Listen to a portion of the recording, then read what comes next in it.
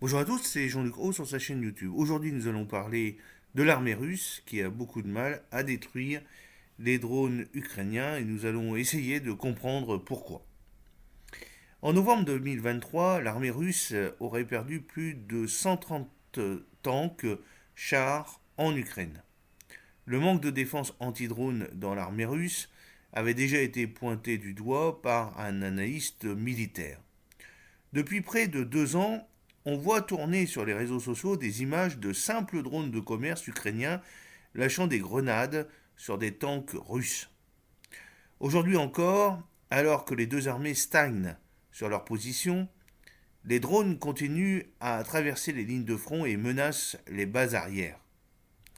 Les journalistes de Forbes ont raconté le 6 décembre 2023 être tombés sur l'un des rares rapports en sources ouvertes portant sur des défauts de l'armée du Kremlin.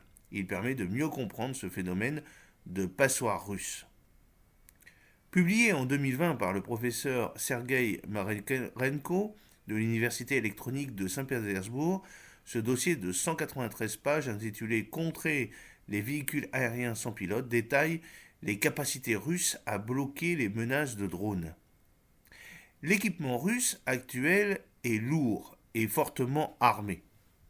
L'arsenal antiaérien est composé du Pantsir, qui combine canons et missiles, des Tunguska sur chenilles et du Tor doté de 8 missiles à guidage radar.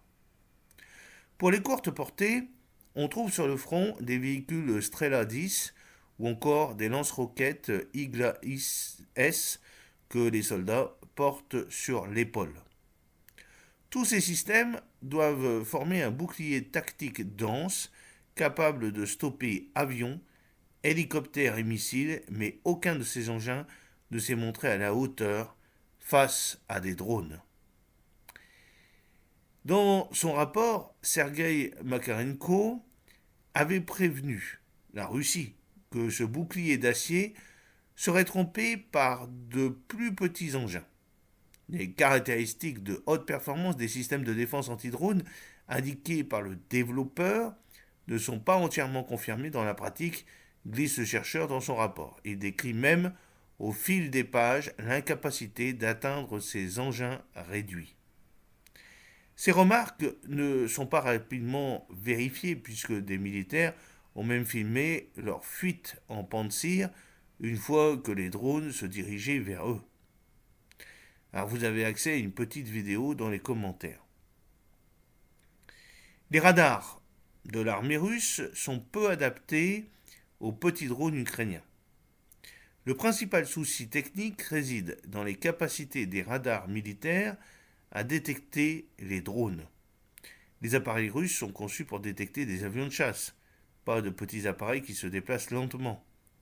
Sergei Makarenko explique par exemple que l'expérience pratique des tirs expérimentaux sur de petites cibles avec Tor indique des erreurs importantes dans le suivi des cibles et le guidage sur les drones de petite taille. C'est exactement ce que l'on peut voir avec ce tir d'un Tor qui passe à côté d'un drone qui le filme. Vous avez accès aussi à cette vidéo sur les commentaires. Il y a eu 3 tonnes de munitions pour abattre un petit drone. Les Russes seraient donc incapables de repérer un drone à moins qu'il ne soit pratiquement au-dessus d'eux. Pire, les engins tels que Tunguska vident leur stock entier pour abattre un drone. Il est nécessaire de dépenser entre 4000 et 13 000 projectiles pour atteindre un mini-drone, note le rapport. Soit près de 3 tonnes de munitions, estiment les journalistes de Forbes. Quant à la détection thermique, celle-ci ne fonctionne pas non plus sur des drones qui décollent grâce à des hélices ou à une petite batterie.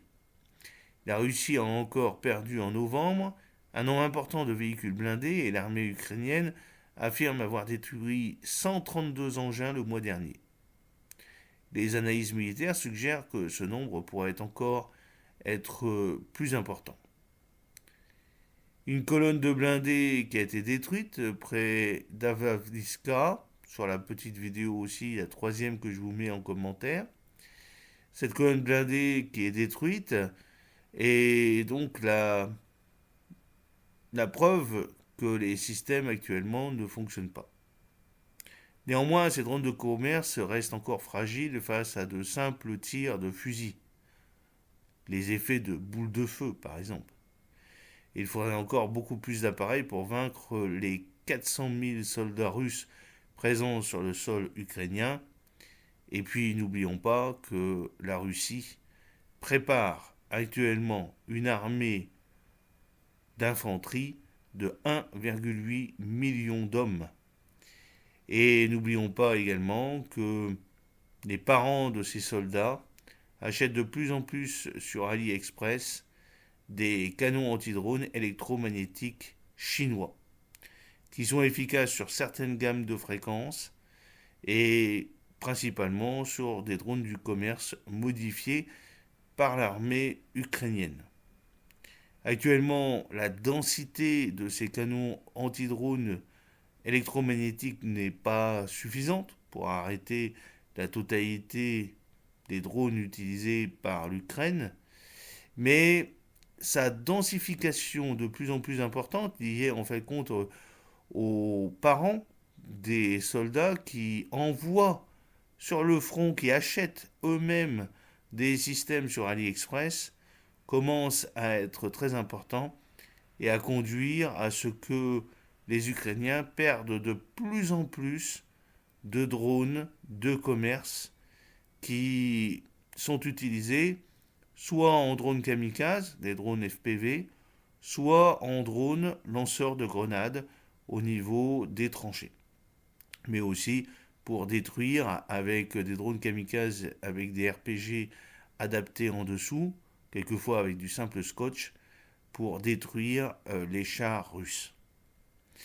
J'espère que cette petite vidéo vous a plu. N'oubliez pas de cliquer sur le pouce pour la promouvoir, de vous abonner si ce n'est pas encore fait, et de partager cette vidéo sur vos réseaux sociaux. A très bientôt, fidèlement, Jean-Luc O.